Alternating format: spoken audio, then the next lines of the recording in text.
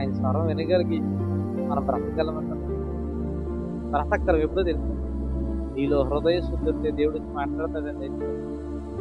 తండ్రి అయిన దేవుడు కుమారుణ్ణి పంపించి, ఇలా చూడ జాగ్రత్తగా, తండ్రి అయిన దేవుడు కుమారుడిని పంపించి కుమారుడు ద్వారా మీ అందరితో మాట్లాడాలని కోరుకుంటాడండి. ఆయనే మాట్లాడాలనుకుంటున్నాడు. చాలా మంది ఎవరెవరితో మాట్లాడడానికి ఇష్టపడతారు కానీ దేవుడితో మాట్లాడడానికి అసలు ఇష్టపడతారు. ప్రార్థన చేయమన్నాను ఒక ఆవిడ, అంటుంది కానీ మాట క్లియర్గా రావట్లేదు. అదే బయట విషయాలు చెప్పమానండి, అసలు ఆవిడ వార్తాపత్రిక నీకు చెప్పారు.